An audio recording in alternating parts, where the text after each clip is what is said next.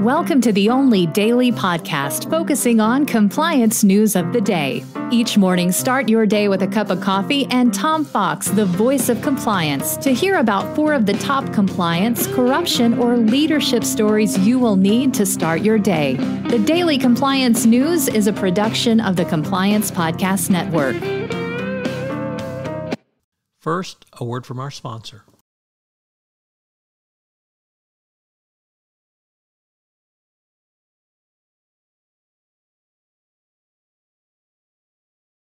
The Daily Compliance News for June 25, 2022, the State Capture Edition. We begin with that story from the Washington Post.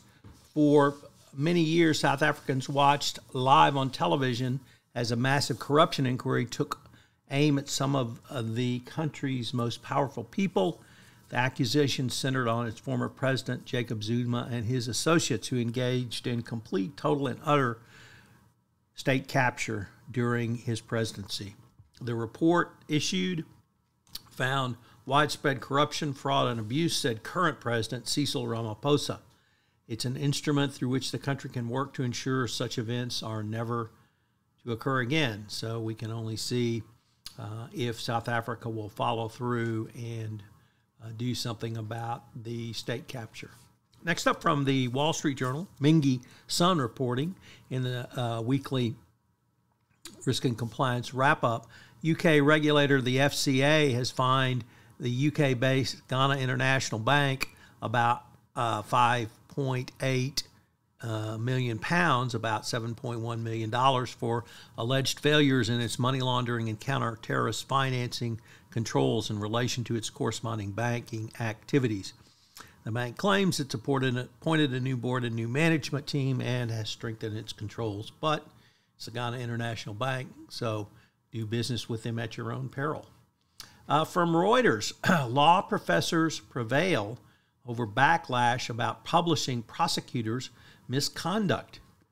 And a federal court ruled last week that a group of 6 law professors can freely call attention to misconduct and unaccountability in district attorneys' offices by publishing online their disciplinary complaints against the prosecutors. Prosecutors had tried to stop this, but it was rejected by the Southern District of New York courts.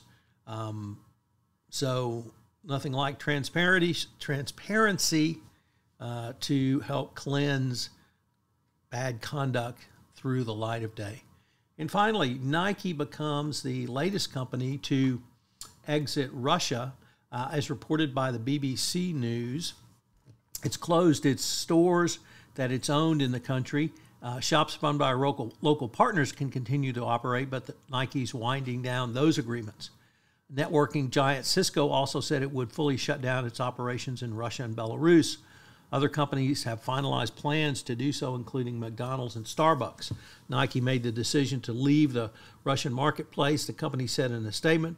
The company's priority is to ensure we are fully supporting our employees while we responsibly take down our operations.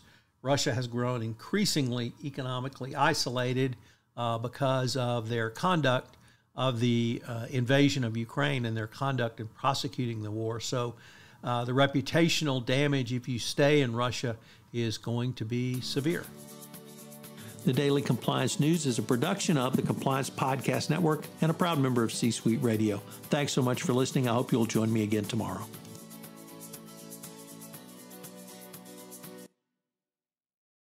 This podcast is a part of the C-Suite Radio Network. For more top business podcasts, visit c-suiteradio.com.